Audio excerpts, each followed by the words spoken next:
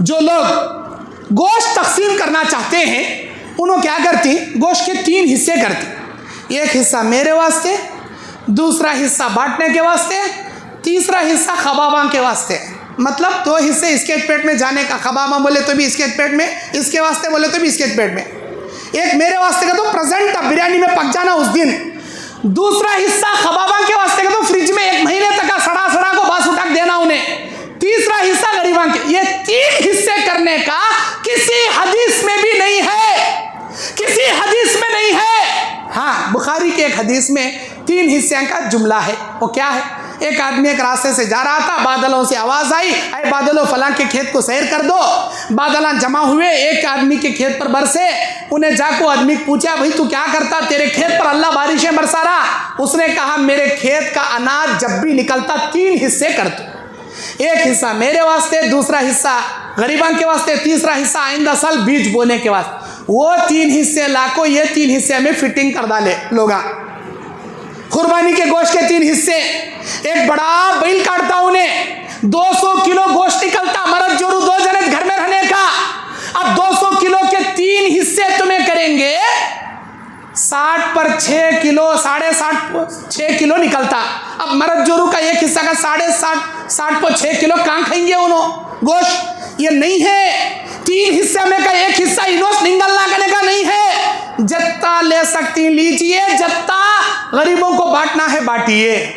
और एक बात, कुर्बानी में बाज़ लोग क्या करती हैं, अच्छा हम ना, खराब तुम ना, टिक्के कते, कलीजा कते, गुर्दे कते, कपूरे कते, अच्छे test of the main of the body of the parts अंदर ढक लो रे। छिचड़े कते, नहीं चापने के हड्डियां कते, नल्या में से गुद्दे सो नल्या कते, सब गरीबों को देव रे। गोबर की बोटी, बांस की बोटी उठा देव रे। ऐसा अल्लाह बोलता, लन तनालुल बिर्रा हत्ता तुनफिकु मिम्मा तुहिब्बून।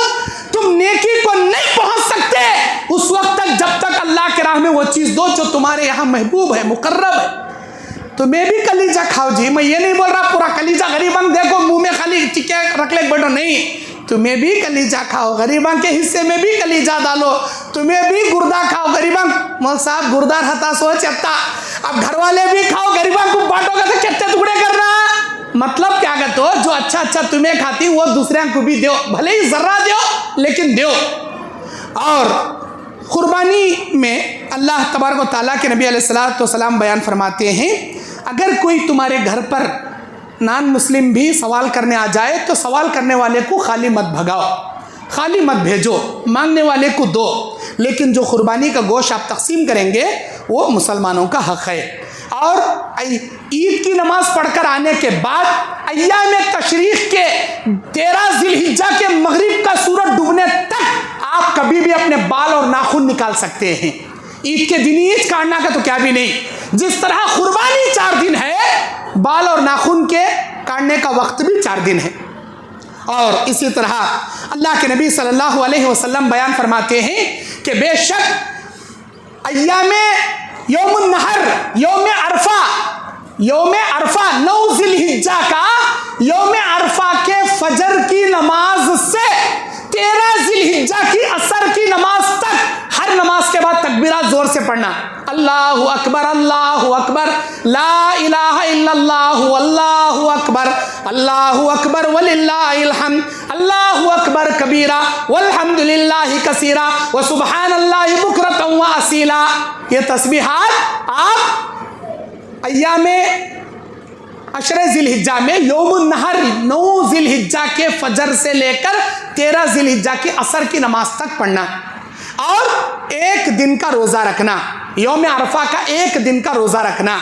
बाज़ लोग 2 दिन रोज़ा रखते हैं, यहाँ का 8वां ज़िलहिज्जा, मक्का का 9वां ज़िलहिज्जा, यहाँ का 9 ज़िलहिज्जा, वहाँ का 10वां ज़िलहिज्जा, 2-2 दिन के रोज़े। अल्लाह के नबी 1 दिन रखो बोली, 1 दिन रखना, 2 रोज़े नहीं रखना। अगर रखना चाहती कंटिन्यू 9 रोज़े रखो, पहले ज़िलहिज्जा से 9 ज़िलहिज्जा तक कंटिन्यू 9 रोज़े रखो, नहीं 1 रोज़ा रख। अल्लाह के नबी ने बयान फरमाया कि जो आदमी यौम अरफा का 1 रोज़ा रखेगा, अल्लाह तबारक व तआला उसके 2 साल के सगीरा गुनाहों को मिटा देगा। 2 साल के गुनाह अल्लाह उसके कफ़ारे से अदा कर देगा। क्योंकि हाजी हजरात यौम अरफा के मैदान में रहेंगे, सऊदी अरब में भी, मक्के में भी क्यों ना रहते हो, अरफात के मैदान के बाहर जो भी हैं, सारी दुनिया वालों को उस दिन रोज़ा रखना है। यौम अरफा का एक दिन का रोज़ा 2 साल के गुनाह माफ़। आशूरे का, 10 मुहर्रम का, 10 मुहर्रम का 2 रोज़े, 9 मुहर्रम 10 मुहर्रम के, आशूरे के 2 रोज़े 1 साल के गुनाहों का कफ़ारा। बस मैं इसी पर अपनी बात ख़त्म करता हूँ। अल्लाह ताला से दुआ करता हूँ, ऐ अल्लाह यौम अशरे ज़िलहिज्जा में, यौमुन नहर, यौम अरफा, इन अय्याम में हद से ज़्यादा तेरी हम्दो सना, तेरी तहलीलात, तकबीरात, तस्बीहात पढ़ने, तेरी इबादत बजा लाने और तेरे रास्ते में खर्च करने, ऐ अल्लाह हम तमाम को ज़्यादा से ज़्यादा नेकियां कमाने की तौफीक अता फरमा। और जो जानवर हम कुर्बान देने वाले हैं, ऐ अल्लाह हमारे दिलों में इखलास और लिल्लाहियत नसीब फरमा। खुलूस और लिल्लाहियत के साथ ईद कुर्बान अदा करने की तौफीक अता फरमा। ऐ अल्लाह हमारी कुर्बानियों को कबूल फरमा। कुर्बानी, ऐ अल्लाह हमारे माल को कबूल फरमा, हमारे हलाल तिजारत में बरकत अता फरमा। ऐ अल्लाह जो हज के लिए रवाना हुए हैं, ऐ अल्लाह खैरियत के साथ तमाम हज के अरकान अदा करने के बाद खैरियत से उनको अपने घरों तक वापस पहुंचा दे। ऐ अल्लाह जो हज करने की तमन्ना रखते हैं, आइंदा ज़िंदगी में उनको हज मबरूर नसीब फरमा। ऐ अल्लाह हम तमाम को, ऐ अल्लाह ईद कुर्बान और यौम अरफा, अरफे का रोज़ा और तमाम इबादतें बखुशी बआसानी अदा करने की तौफीक अता फरमा। खुलूस व लिल्लाहियत अता फरमा। रियाकारी तकब्बुरी से हमको हिफाजत अता फरमा। आमीन। अक़ूलु क़ौली हाज़ा अस्तग़फ़िरुल्लाह ली व लकुम व लिसाइरिल मुस्लिमीन मिन कुल्लि ज़ंब फ़स्तग़फ़िरूहु इन्नहु हुवल गफ़ूरुर रहीम।